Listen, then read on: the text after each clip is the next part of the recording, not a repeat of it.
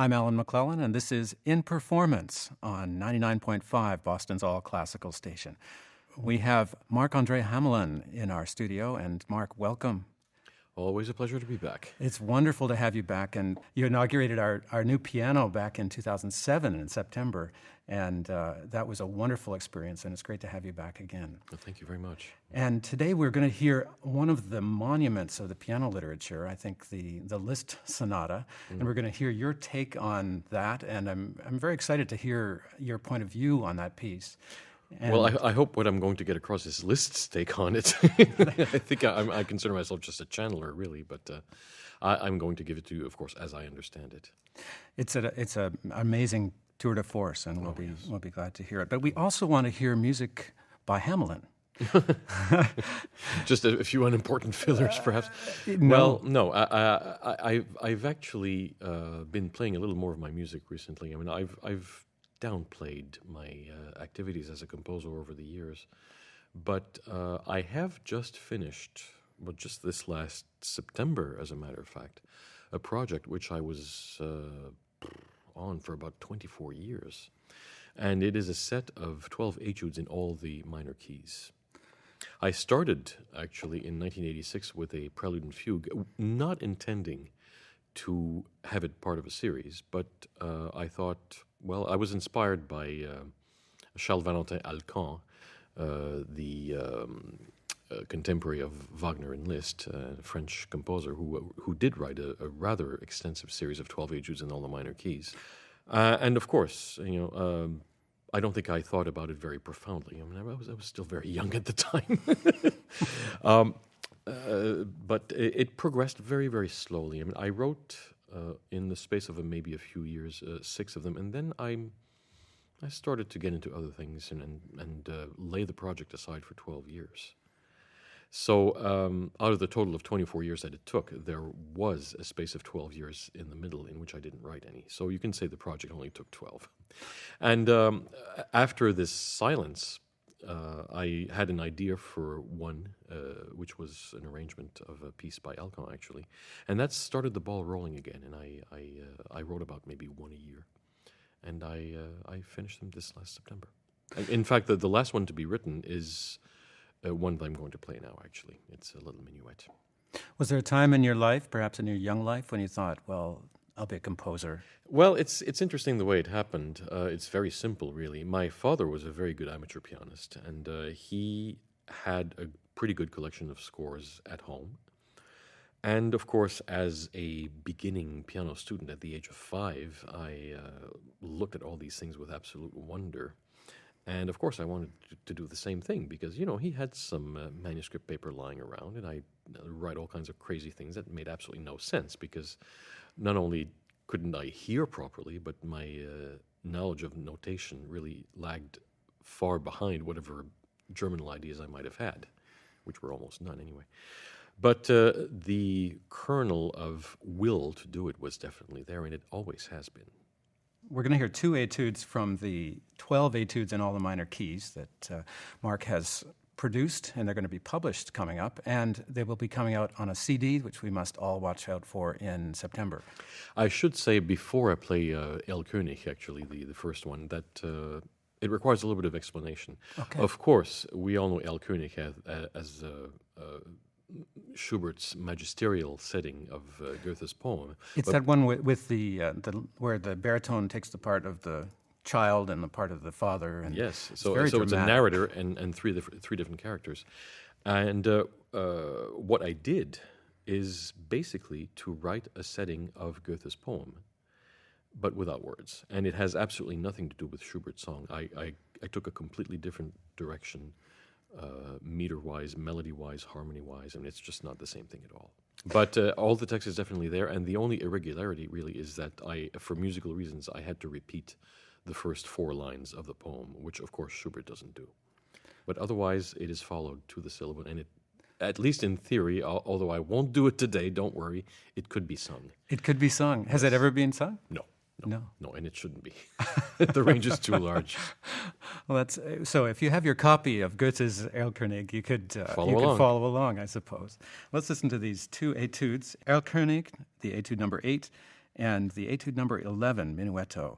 Music by Marc-André Hamelin, performed by Marc-André Hamelin in the Fraser Performance Studio.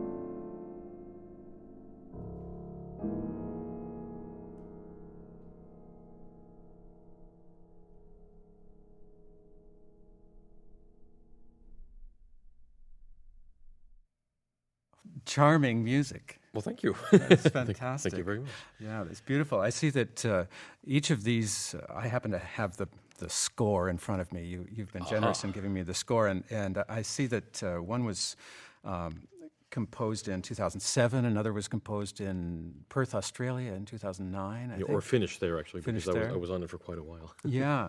So this has been a project that you've worked on in bits and pieces, as you said. Yes. a And period of time. in the long hiatus, 12-year hiatus, I was a little bit fed up with the writing etudes because that's all that people wanted me to do. When are you going to finish your etudes? When are you going to finish your etudes? Leave me alone, But I really started to sort of have a taste for writing these again.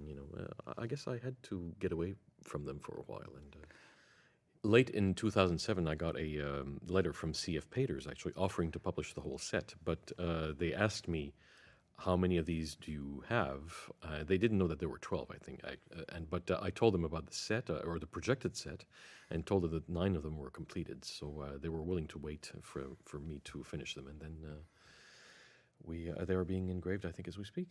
It's fantastic. And what a great feeling it must be when you'll finally see that in print. That'll be fabulous. And I'm hoping that pianists will take to them, and those pieces have been circulating in a certain way, because there's photocopies of them. Some of them are printed, some of them not.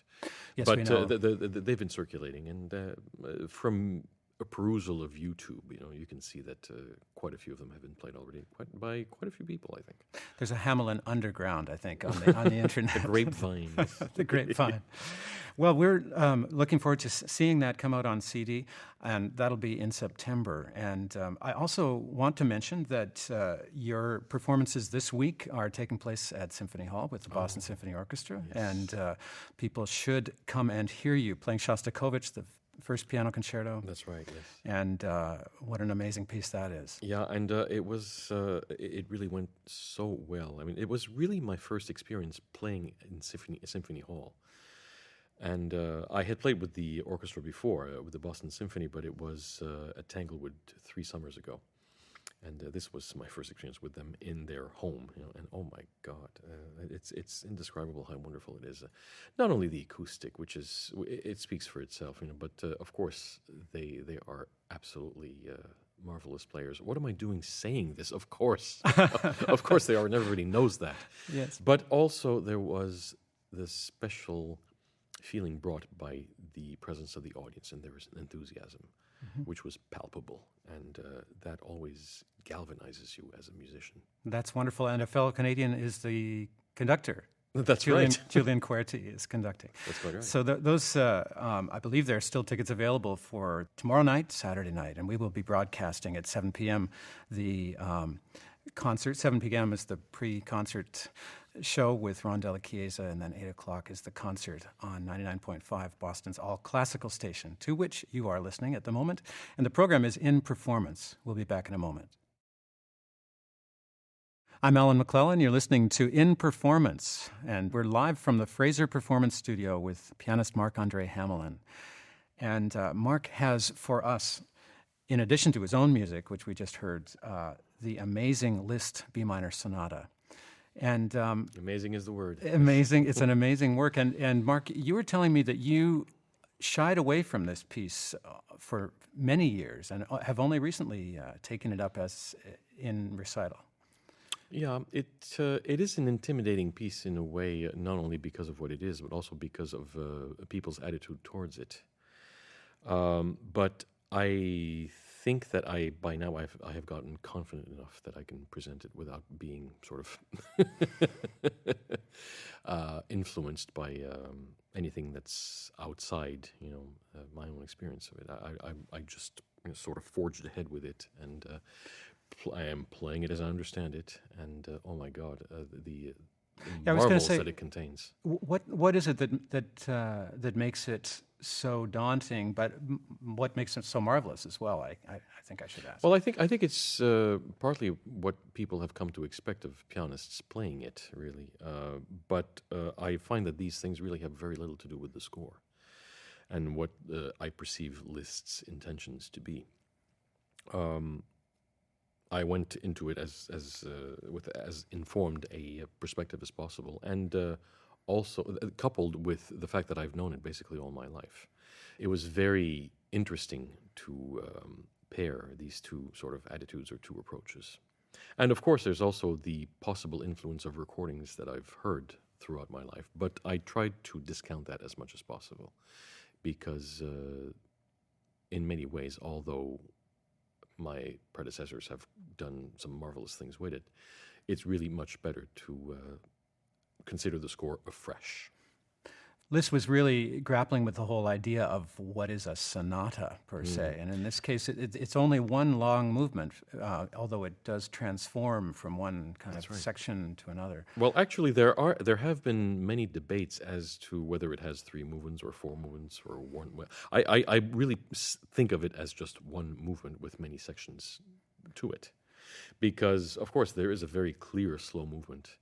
And, of course, what one could take as a finale, although it's really a fugue followed by sort of a recapitulation and then a coda. But what happens before this slow movement is a little more nebulous, and it's very, very hard to separate into movements. And I think that theoreticians who have tried to do that have not been completely convincing, in my opinion. So I really don't bother myself with these kinds of distinctions or these kinds of divisions. The kind of musicological structuring of it in the analysis. I can always say, and this will appear very simplistic and maybe naive and very instinctual, but everything makes sense in my head, and I really don't try to theorize anything. I think we can say that that there are themes, though, and these themes are very distinctive and very memorable throughout. So as a listener begins hearing the piece, they can latch on to something, and then it transforms into something completely different. That's right. There's a motif that's heard almost right from the very beginning, which transforms later into. Liszt was not the only one to use this thematic transformation, but he really was one of the first. And that's a fascinating building block, which the listener may or may not be aware of, but that doesn't matter. It's a whole journey that he takes you on, and I'm looking forward to having you take us on that journey right now. Let's listen to Franz Liszt, the Sonata in B minor, and Marc-André Hamelin is playing it for us in the Fraser Performance Studio on In Performance.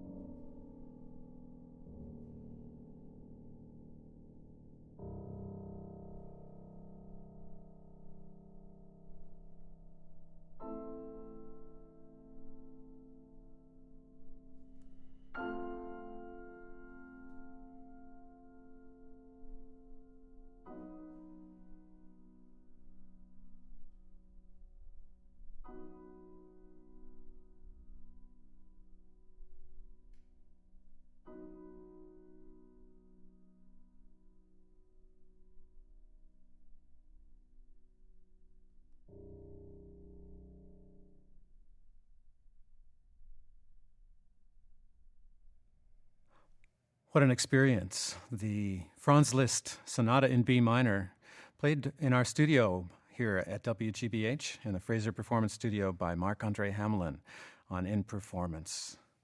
Mark, I can just imagine a salon in Weimar where Franz Liszt is holding forth and playing that for the first time. Wouldn't that be amazing to be there? Certainly. We can only dream. It's a little hard to talk after something like this, I have to say. Absolutely. I have to apologize. Absolutely. But I must say that people need to go and hear you at the Boston Symphony because it's going to be a marvelous experience. That is Saturday evening. And Saturday evening will be our broadcast of the Boston Symphony. And Julian Querti is conducting the Boston Symphony Orchestra.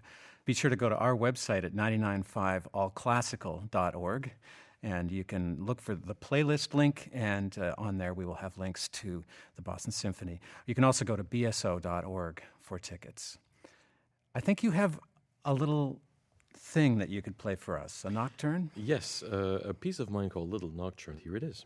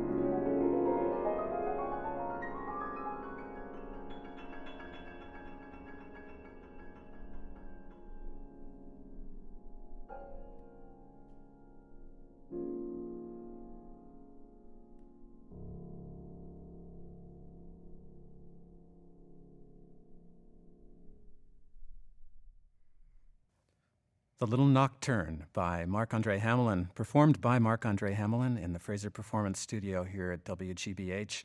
And Mark, thank you so much for that piece and for appearing today and for being our guest on In Performance. Least I can do. Thank you very much. Our recording engineer today was Antonio Oliartros, our production assistant Cameron Kirkpatrick, and our executive producer is John Solins. I'm Alan McClellan. It's been my pleasure to be your host for In Performance this evening.